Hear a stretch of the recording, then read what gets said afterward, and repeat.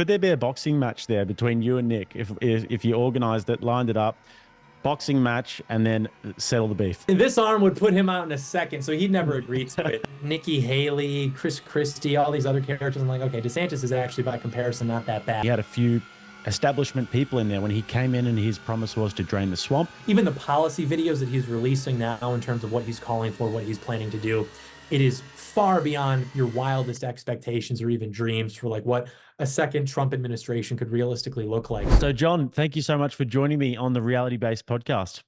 Thank you for having me. That's my pleasure. I was actually pretty flattered when you said you'd watch my content because I've been watching you for a number of years now. I remember watching those videos back in the day of you going to talk to the Trump protesters.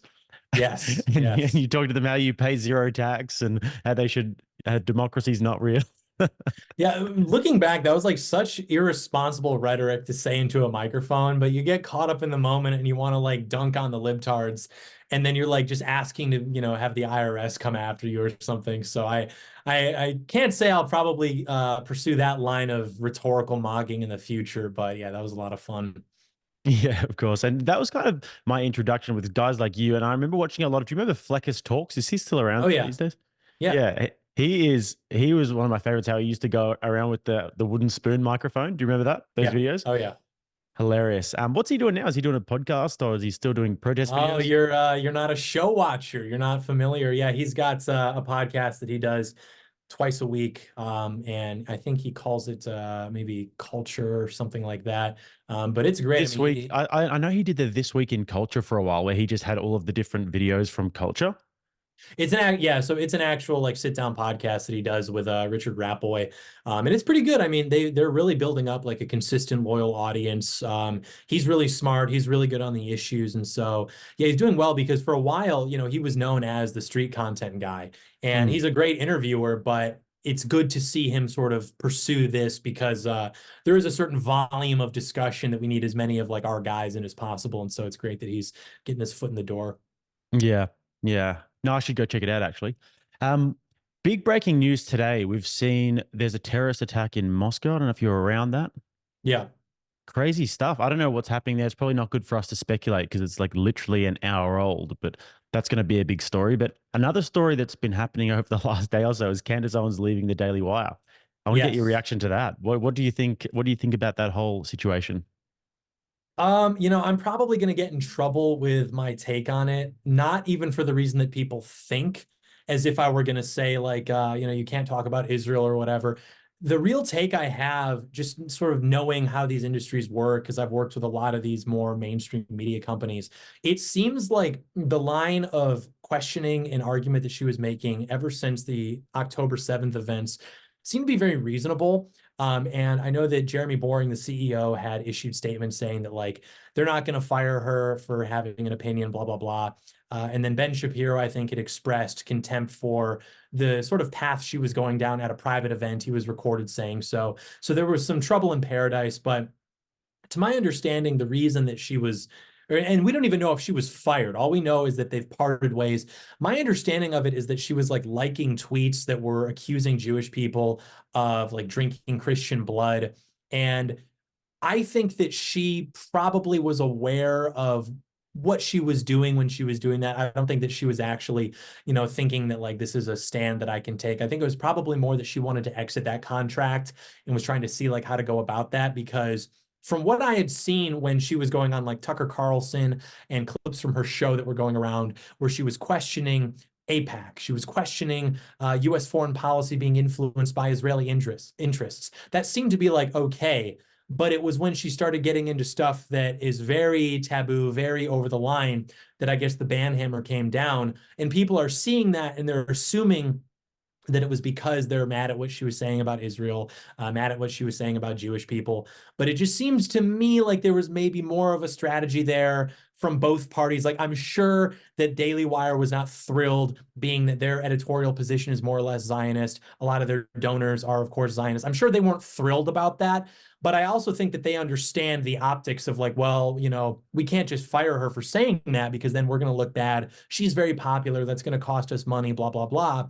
Because you can't really cancel people the way that you could, before social media. Now, Candace Owens, she has like 2 million followers on Twitter. She has all these friends, all these contacts. She's going to be fine. So it's not like she's canceled. So I'm sure they were taking that into account. So there must have been some line that she crossed, be it publicly or behind the scenes, where they were like, okay, well, we can't tolerate this. And my guess is probably that it was some of the tweets that she was liking, which, whether or not you think that she has the rights to like those tweets, that's a separate conversation. But the reason I say I'll get in trouble for saying that is because people really want to paint some of these companies as villains and think that they're trying to cancel people. And I just think it is a little bit more nuanced than that. But again, you get in trouble for saying that because it's like, well, you're signing with Big Con, you're siding with the Zionists. And it's like, I'm not. I just, I think there maybe was a little bit more to it than what people are expressing in the replies.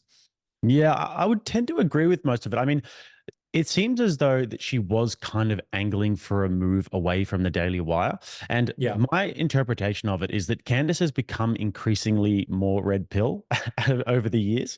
And I think that she's gotten to the point now where she holds particular views, especially about APAC and the Israel lobby, and America's relationship with Israel on the in foreign policy and on the world Yeah. stage, that are just so incompatible with the Daily Wire that she is not necessarily saying these things because she's angling for a way out totally, but Yeah. also she's the way out is happening because she's saying these things. Do you know what I mean? Yeah. I remember too, when she A bit of signed both, with maybe. when she signed with him in I think 2021, I remember at the time everyone was like picking on her and they were like, oh, she's selling out, she's getting involved with this network, blah, blah, blah. And I remember saying, and now it's, I guess, been totally vindicated. I was like, Candace Owens is not gonna, fall in line to what some company tells her. I mean, she is like the archetypal based black woman where it's Mm. like she is not going to toe a line because she's being told to toe a line. It doesn't matter like what network it is, what they have her doing. She has become such a big name and she's so outspoken. She's not going to be contained by, the standards of a network if they have certain positions. So I wasn't worried about it. And as she's, as you said, got more red pilled on certain things, that's been more or less vindicated because she was speaking about them on that network and they were for a time allowing that to happen. Now, I guess we'll find out. I'm sure that she'll probably give some more information. Maybe she won't. Daily Wire will probably give some more information. Maybe they won't. But yeah, I think that there does reach a point where whether it's because of a professional thing or because of a sort of creative thing, a lot of these bigger names just grow beyond the scope of a network because, a Mm. network can only provide like a studio and a structure, editors, things like that. But if, you're a big enough name, enough people, I mean, a studio costs $10,000 to build. You can do that. And then, you're making more money, you're more independent, things like that. So, yeah, I'm excited to see what she ends up getting into. What do you think she does next? I mean, I put a poll up today on my Twitter and on my YouTube community saying the options of Candace Owens Network, Tucker Carlson Network, Valuetainment, and then just through Trump's VP in there as well. So what do you Yeah, think yeah. is the most likely option? Probably going to be the valuetainment thing. That seems to be, and that's too what a lot of people who were dropping little breadcrumbs that this was going to happen. That was their prediction. So I assume that they have some inside baseball there. My understanding of that network, I haven't really watched a lot of their content. I remember seeing Patrick Bet David sort of emerge onto the scene with a very sort of like Dave Ramsey. And I don't mean that like in an insulting way, just talking about, making money and financial independence and things like that. I remember seeing his content many years ago, but I hadn't seen him then brought back into like a more political discussion until just a year or two ago. So my understanding is that he's been very successful and he's looking to expand that network. I know that he's offered deals to some of my friends. And so, yeah, if she goes there, I mean, that'd be great for her. That'd be great for their network. Because again, she's such a big name and she has that audience built in that they would be foolish not to hire her, I guess. I think you might be right about that. And Patrick Bet David put a video on Twitter today where he said, "Guys, just want to tell you a little secret. The future looks very bright." That seems to me to be saying that something big is coming. Candace has also said that there's going to be announcements over the next few weeks. I think you might be right about that. Yeah. That would probably mean she'd have to move to Florida, though. I think they like life in Nashville. I'm in Nashville at the moment. It's a good place, man. Well, a lot of people wouldn't really complain about a move to Florida either. It's not exactly like, oh man, giving up to go to Florida of all, like it'd be one thing if you're moving to, and I don't mean to, dunk on the flyover states, but if you were relocating your family to, like Kansas or Nebraska. That's different. Florida's great when you live in areas. I mean, I like a lot of the more panhandle swamp areas, but I know that a lot of people have moved to Miami. They've moved to like Palm Beach area. I was about to dox our friend with the spoon. He lives in Florida. He's doing fine. So, but yeah, I mean, relocating with a family, that's tough. Nashville is great, especially too if you're accustomed to greenery, if you're accustomed to things like that. The beach isn't for everybody. Mm. So tell me, John, I've been watching your content for a number of years now. You're doing Heck Off Commie at the moment. Mm. What are you up to at the moment? Where are you at in terms of your own political journey, your own spiritual journey? What's getting you up in the morning, and what is your North Star at the moment? Oh, geez, that's a great question. Um, to be honest, there's been something of if we're just going off here, there's been something of a faith issue recently where because I'm Catholic, and for some reason recently in the last few months, it's been very tough for me to really feel God's presence in my life.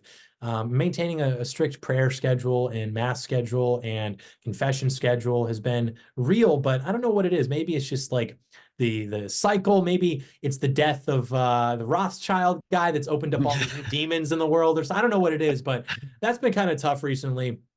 But the thing that does get me out of bed is like all of the white pills that I guess are balancing that out, where you just see so many signs and so much writing on the wall that indicates that there is going to be a serious window of opportunity for change.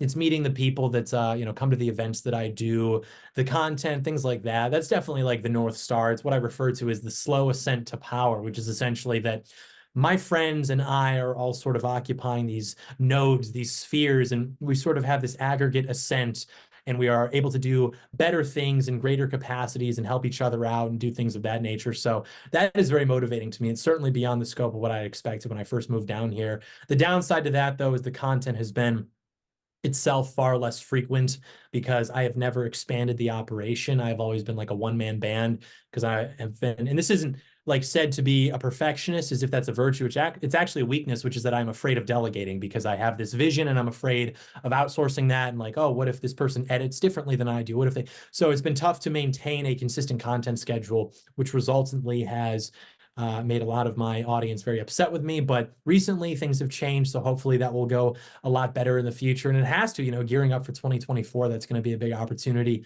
So yeah, we're looking to get the content operation a little bit more airtight moving forward in the next quarter or so. Mm. If you don't mind, I'm going to dig in a little bit more with that one because my content I'm pretty much all new to this type of content over the last year and a half in terms of actually Yeah, having to upload every single week, 3, 4, 5, sometimes 6 times a week. But yeah, I'm lucky in the sense that I've got my brother with me and he is an absolute workhorse. Like he'll work side by side with me 8, 12, 15-hour days, 7 days a yeah, week. And we've got a really rock solid operation, but it's only the two of us here. yeah, I am also terrified of delegating in the sense that I would love to get more going on our clips channel, our travel channel, but I've tried to get a few people involved, but every single time I've had to cut them loose because they yeah. just didn't have the same sort of vision and work ethic. So tell me about some of the struggles that you're having in terms of when you try and get people involved, because from the outside, it might just seem like, yeah, get some clips going, get some thumbnails going, whatever, but it's actually people have to be aligned with you. And it's a very difficult thing to actually create as a team. Yeah, there have been times because, and this is another thing where it's like they say, don't let the perfect become the enemy of the good. I know that and I agree with that, but I cannot bring myself to do that. Where, like, if I delegate, even something like making a thumbnail and the quality is something lower than what I know that I could produce using Microsoft PowerPoint, which is like my go-to thumbnail software, I won't do it and I will stop what I'm doing and I will do it and things like that. So, at a certain point, there is something to be said about the guy who sits down and he talks into a camera, talks into a microphone, and then everything else is not him. He can use the rest of his time to pursue other projects, pursue hobbies, do anything else. Whereas I am sort of like a slave because everyone thinks that in my lack of content creation, I'm just like driving around, going on vacations, living my best life. It's not because I'm stuck in that cycle where I'll open up a Google Doc and I'll just type, every thought I have about a topic and I'll pull all these articles and different things and I'll try to organize that. But then it becomes this mammoth where now, like I had one at the end of the year, it was like 75 pages. Then I become afraid of that. And I'm like, okay, well, I don't have enough time to really finish this one because it's been so long since I've uploaded. So I'm just going to run and do something shorter. and then that becomes Mm. big. And so it's just like this unsustainable cycle. So I'm going to get to a position where all I have to do, once again, is be the guy who just makes the content, and everything else will be handled by other people, because that's what it was basically when I started. And that's what it has to return to, because that's what everyone else does. That's like the dirty little secret, is everybody else who is big and successful and effective, they delegate everything beyond that so that they can focus on writing books or traveling and giving speeches or doing whatever. And their contribution to the content is what they only can do, which is sit down and talk, give their ideas or whatever. But the editing, the metadata, the thumbnails, the uploading, the clipping, all of that, the website, everything else is handled by other people. And like you said, it's very tough to find people who are competent and who share your vision. But when you find them, it's like, okay, now we're back. Now we can You make do something the happen. editing yourself? Mhm. Oh wow. So you've got all of that to do as well. That's tough, man. That's really tough. And you've got your own studio. Is it in your house, the studio, or do you have to travel for it? No, no, yeah, we built it in the apartment. Okay, cool, cool. Well, I mean, yeah, you should try and do some delegating, man. I know, I I'm know. hoping you're on top of it. I know for a fact I used to do my editing at the very start, and it's just so tedious and time consuming. And I couldn't help thinking to myself, if I had somebody else doing this all for me, I could spend so much time writing scripts. And I don't Yeah. think people understand. Like, I can see when I watch your videos the detail that goes into your scripts, but I think a lot of people might think that you're sort of spitballing. It's like, oh, you just sort of sit in front of a camera and you just, but it's not the case at all, because you want to, and I can see that you do this, monitor every single word that you say and every single sentence, and make sure that you're not saying anything that could be misconstrued as wrong or bad information or disingenuous. So it is tough, man. But one of the things that I do like about the direction that you're going, and I was listening to you on Pints with Aquinas the other day, is the direction of helping out young men, because this is probably one of the things that I'm most interested in. And one of the things that really gets me out of bed in the morning is the idea of rebuilding the man, and the idea that there's another generation of young men coming through who we can actually influence and who are going to watch guys like us, and we can sort of put them in the right direction. And I know that you've been doing a few meetups recently. Is that correct? Something like that. Yeah, we have a Discord server, and they will organize like regional meetups, and I'll attend those sometimes. And there's good guys there, but the meetups are like de facto speaking events. So I'll go do a speech somewhere in the middle of the country, and I'll get guys to show up, and we'll hang out afterwards. And those are a lot of fun. Those are always really like white pilling, because you put like an Instagram story out and you're like, hey, I'm going to be in like this random city in this state. And then 24 hours, like with 24 hours notice, and then you can still like get a room of 100 guys to show up. And Cool. that's really awesome, because it's like, man, considering how infrequent the content is, like, imagine if I were running a serious operation that was firing on all cylinders. Imagine what we could accomplish. So that's always very white pilling, but it's also motivating because of that, where it's like, okay, if we are running a very disorganized operation and we can achieve this, I mean, we can reach for the stars. Well, imagine what we could do if we just simply delegated and ran a better operation. So what is the goal in terms of when you're looking at the generation of young men that are coming through? We've got the red pill, the manosphere. I think that there are very important lessons to be learned from guys in the manosphere in terms of getting your finance right and understanding how to operate in the modern world with women. And there's red flags to avoid and all of these sorts of things. Yeah. However, I do think that there are some messages that are a little bit liberal and that are a little bit defeatist in a way. I look at the Christians and I think, and like the Christian conservatives, and I think, yep, creating a family, aspiring to be a leader of your family, and etc. That's all very positive as well. And I tend to sort of mesh those ideas in the way that I talk about these things, because I think that it's very important to be in tune with the modern world, but also Yeah. to have those conservative Christian values. What is your ethos when you're speaking to these young guys when talking about purpose and family and future and everything like that? I agree more or less with what you've said. The reason that the red pill sphere has become so popular before, so it had like its origins like 10 years ago. It became popular again because of Andrew Tate, and it's sort of been like drifting on that, coasting on that ever since. And now it's sort of devolved into like really just, weird, like, buy my course and I'll teach you how to become a man or a Yeah. millionaire. And there was a lot of that at the beginning, but like all the red pill content I see now is like guys walking around in suits, and then it's like montage of that, and then like driving nice cars, and then you hear like an audio overlay where it's like, we'll teach you how to make money. And me as like a skeptic, I was like, well, how are you making money if not for the course? Like, why is everything just you walking around in suits? Like, I know successful people, and they don't usually dress like that. They usually have like Patagonia vests or something, and they're just like doing whatever. So I was skeptical of that, but there is a lot of truth in what they say regarding the nature of men, the nature of women. And I find that a lot of Christians are afraid of that rhetoric, especially about women, because women have a certain nature that men no longer understand because they've been raised either by women, weak fathers, Disney films, or whatever. And the whole red pill sphere was getting into a lot of that. And I think a lot of that made Christians uncomfortable because a lot of Christians are frankly just like soft, and they're either like women or they are men who are controlled by their wives, controlled by women, which is why the church is not dominated or attractive to men anymore, because Mm. that which is masculine is necessarily going to be that which is like the least feminine. And if you have churches who are run by women or, effeminate men, normal guys are just not going to be attracted to those environments. Maybe they should be. I agree that they should be, but you kind of have to meet people where they are and be like, well, what are we trying to do? Are we trying to be idealists, or are we trying to bring people to church, bring people to Christ? So I think a lot of the reason that they are off put by the red pill isn't so much because it's not Christian. It's fundamentally because they have an impulse to police male behavior because they're uncomfortable with it. They feel threatened by it. Like a lot of women, for example. I did a podcast recently with a 30-something-year-old Catholic convert who I guess thought I was a friend. And she was like telling me that like these men need to show up to church and man up and marry like all my friends. And I was like, well, wait a minute. If your friends have gone through like their phases where they've racked up these big body counts, I'm not going to go tell my guys that they should, man up and marry her. Like I'm going to tell them to, well, you can't do that. You're preaching degeneracy and saying that they shouldn't be responsible. It's like, that's not what I'm saying. Thursday on Pints with Aquinas, he put it so succinctly.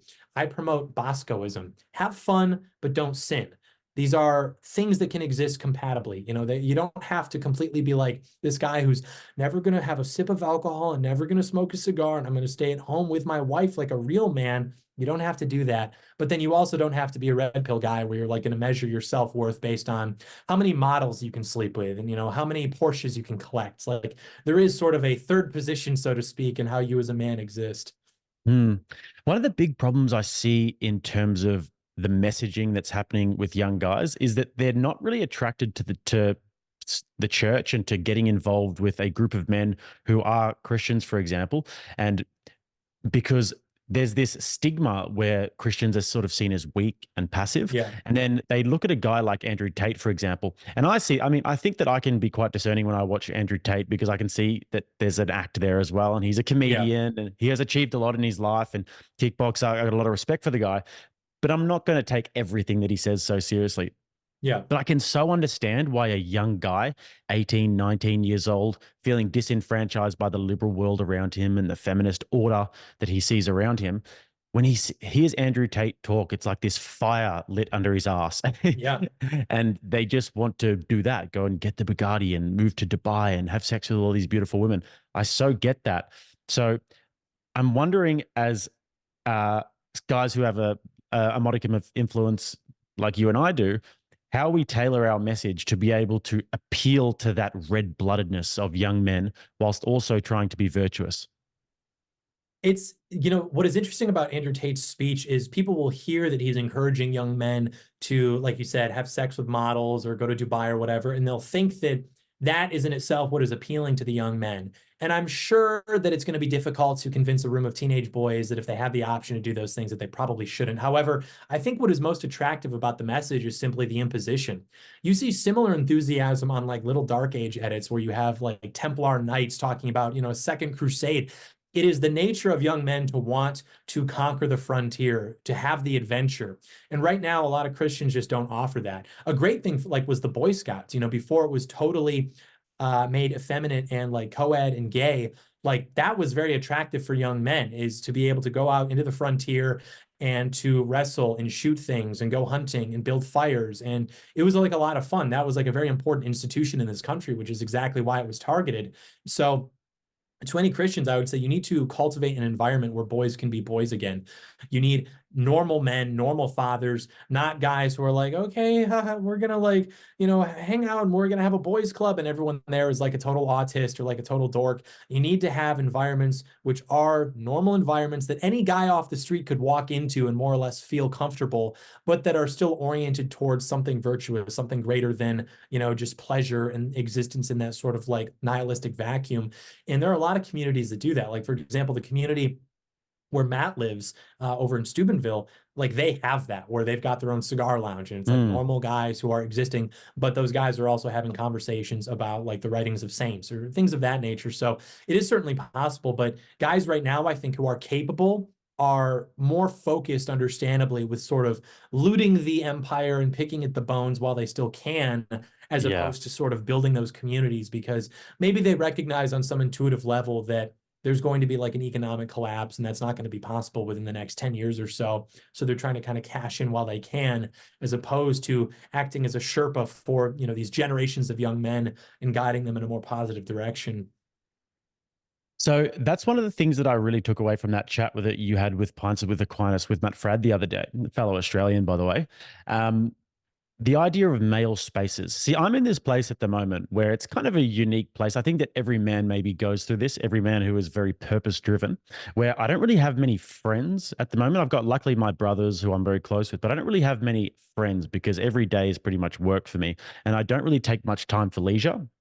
But since I've been in Nashville, I've been hanging out with a few of the local guys around here, some of the content creators, etc., going for cigars and having Yeah. really interesting and insightful conversations. And for me, that really fills my cup. I love having other male friends and hanging out in male spaces and having these conversations.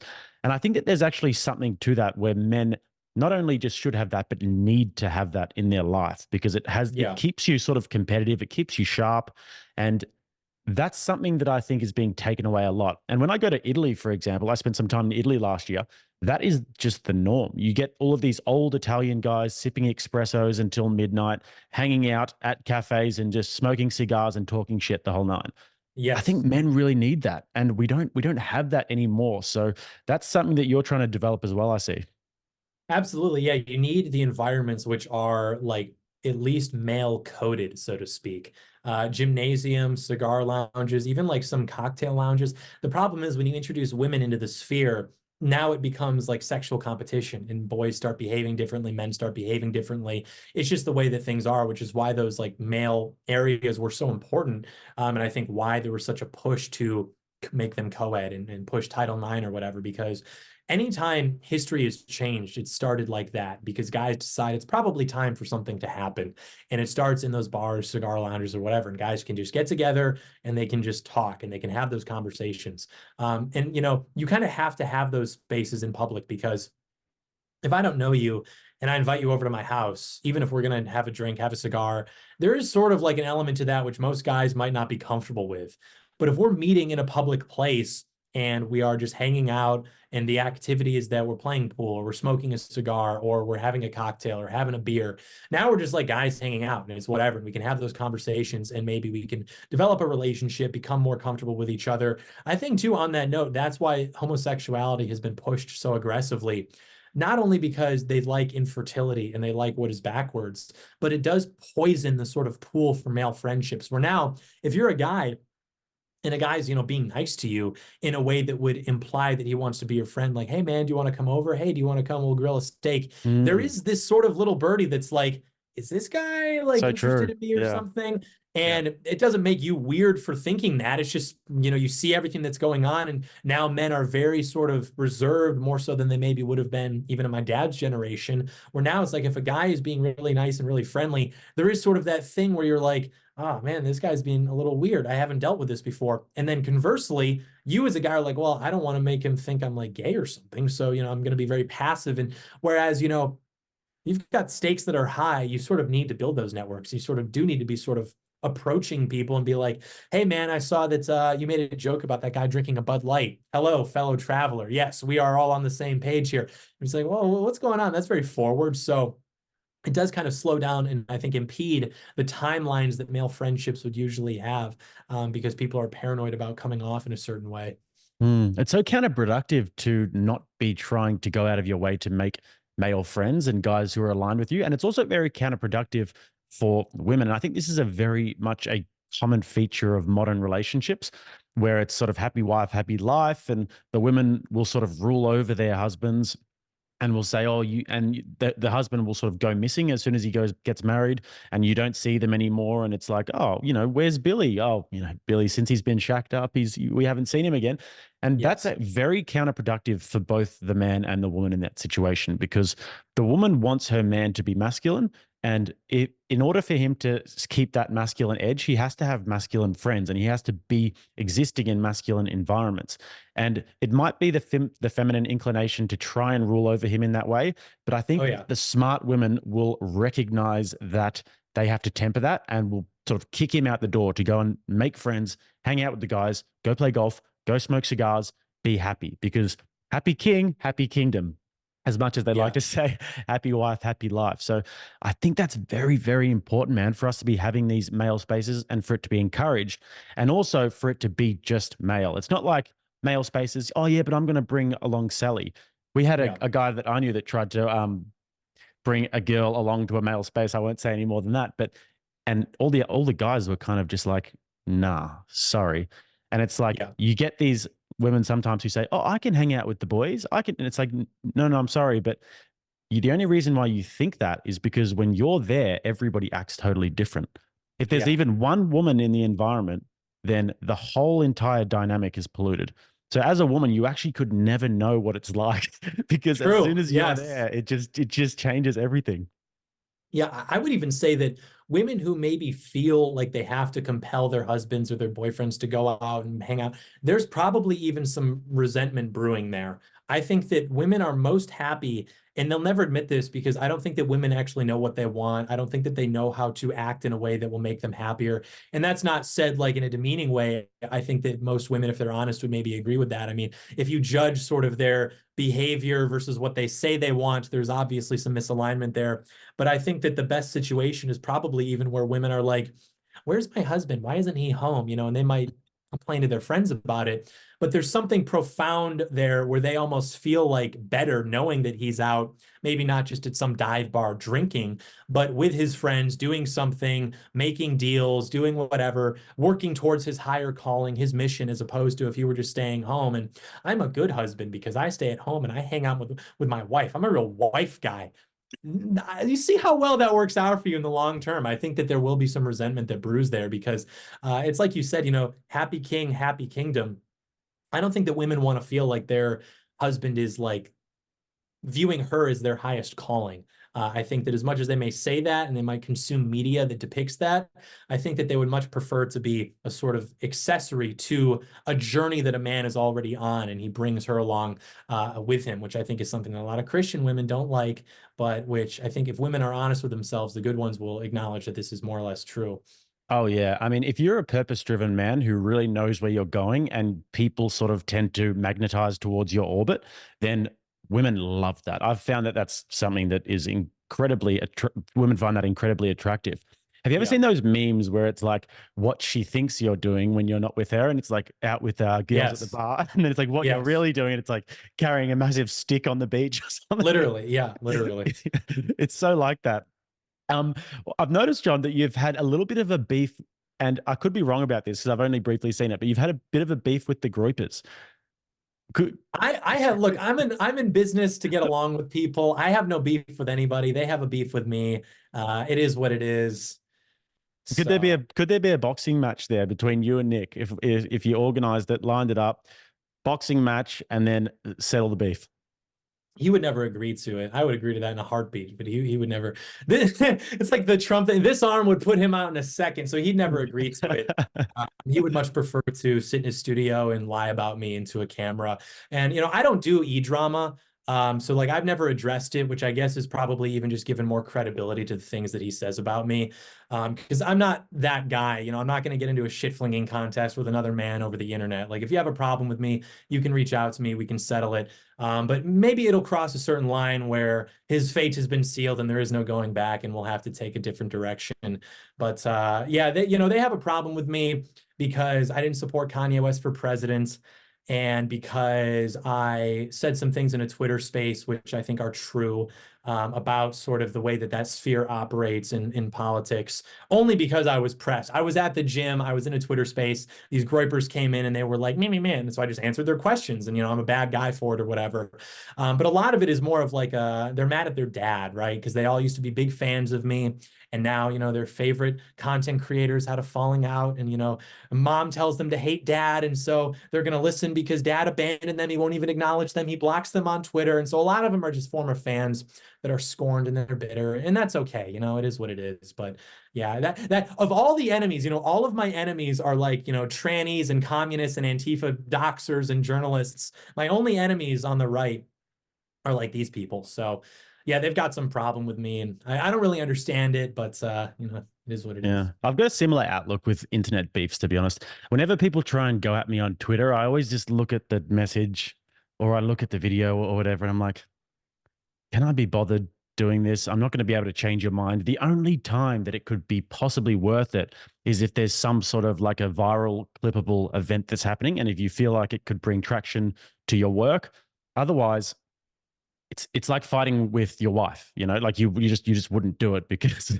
you wouldn't get emotional about it because there's just no point in doing it. Yeah. The VP for Donald Trump. This is something that's quite topical at the moment. I've had a little bit to say about it in terms of I think Vivek Ramaswamy would be a good option in terms of that he's a very capable guy. However, I do also think that he's more of a number one. I can't see him being a number two. I think that he's probably a little bit too independent in his thought, and he's not quite as sort of obsequious as a guy like Mike Pence was. I think Kristi Noem might be the one who gets the nod. I'm wondering what your thoughts are on VP options. To be honest with you, I have not even really given it significant thought.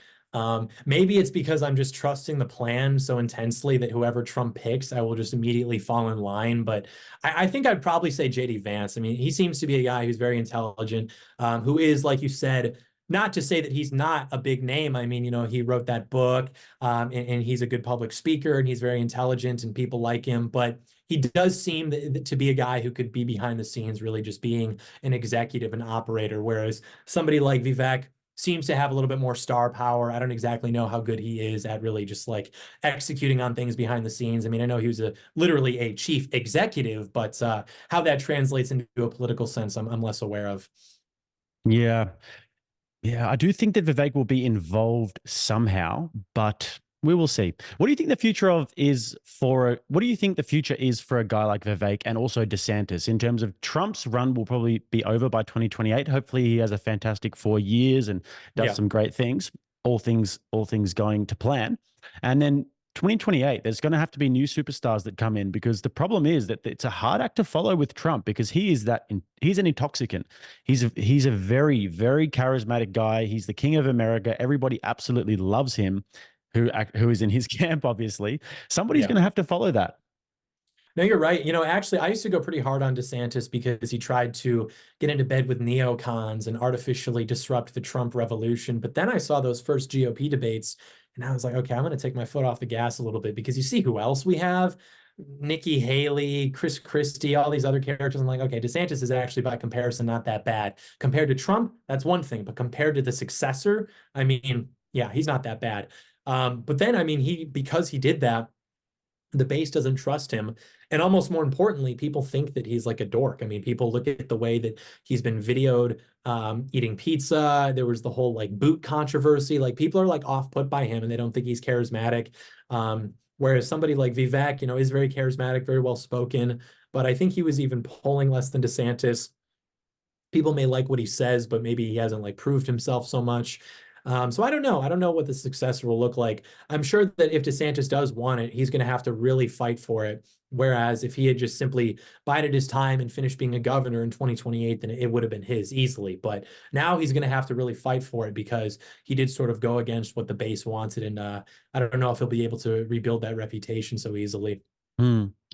So with Vivek, I was covering him in quite a lot of detail on my channel and doing many videos covering his debates and what have you. And then when the poll results came out, I was pretty surprised about it because just from what I saw, maybe it's just an echo chamber thing. There was so much support for him. And then when I saw polls on Twitter of people saying, who do you think won the debates, the GOP debates, Vivek was absolutely crushing every single time. maybe it is just a matter of certain people seeing those posts and it being aligned to a certain demographic. But maybe it is a matter of the fact that the boomers are the ones who are actually, doing the voting and they're not so much on Twitter. How did you see that? Because I thought that it was underwhelming, his results.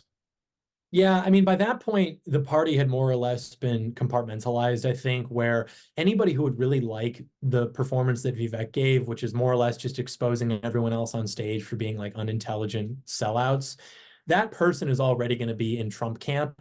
The type of person who would, above all other options, go with Vivek is probably going to be like a younger person who doesn't really understand why the first Trump term was unsuccessful, likes Vivek because he's a fresh face, he's got good ideas, good presentation. But typically the type of person who's going to really like that performance, which again shined a light on the like incompetence and corruption of the GOP, is already going to be in Trump camp.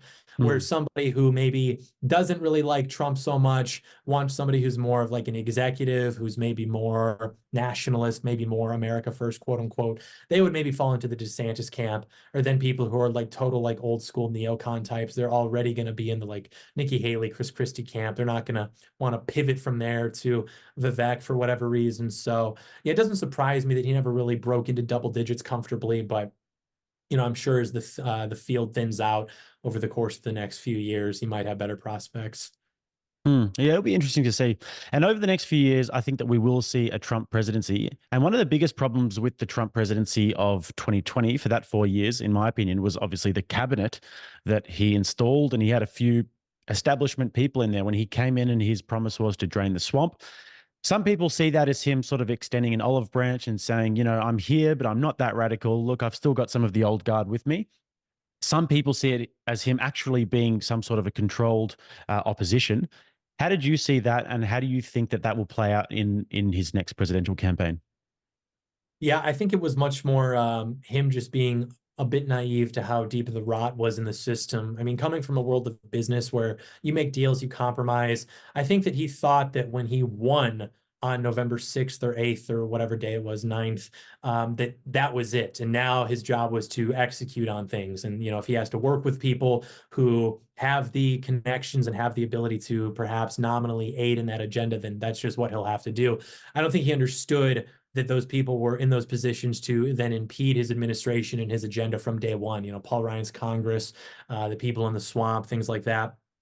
And I think he's learned his lesson. I mean, the people that he's surrounding himself with now, the sort of perspective, Operation 2025, Agenda 2025. I mean, even the policy videos that he's releasing now in terms of what he's calling for, what he's planning to do, it is far beyond your wildest expectations or even dreams for like what a second Trump administration could realistically look like. So I think he's learned his lesson, not only because of what happened in his first administration, but because of what they've tried to do to him out of office.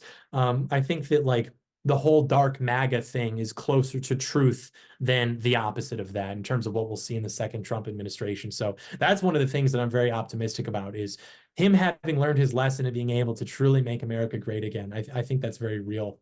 Hmm. So obviously, massive year coming up. And then if Trump does get into office, it's going to be really great for guys like you and I covering it. Are you planning on getting out to some Trump rallies? Are you planning on hitting the streets again? Do it, Yeah, bring back the Doyle of old. yeah, we're gonna have to like blow the dust off the old megaphone and maybe we'll do a tour of sorts and go back because it's fun. People like it. And there is something to be said too about the demoralization. It's important to have that content out there showing that liberals are stupid who can't hold conversations. Like that is like very good psych warfare. That's good like demoralization propaganda for them. So someone's got to do it. If we're the chosen one, we'll do it. Fantastic. And if you ever want to do a collaboration, hit the road together, hit one of the campaign rallies together, then we can absolutely do that. We can tag Yeah. team it. Yeah, no, I would very much be down for that. Maybe if Trump goes to Tennessee, we'll take the trip and we'll mog on all the Nashville liberals. Awesome. I'm going to actually be in Tennessee until the middle of April, and then I'm going to be in Texas for a few weeks. So I might actually come out to Fort Worth and smoke a cigar with you. Yeah, yeah, you should. There's a great couple of lounges that recently just opened up in the area. So yeah, we could definitely do that. Awesome, dude. Well, tell everyone where the best places are that they can find you. That would be youtube.com/John Doyle, where I regularly and consistently post content, or Instagram at johndoyle.jpg, Twitter at Comrade Doyle. Twitter especially. We have a lot of fun on Twitter. I was banned for 2 years. Now I'm back and it's ripe. It's fresh again. I'm addicted to it. It's a lot of fun. Comrade Doyle, thank you for joining me. Yeah, thanks for having me.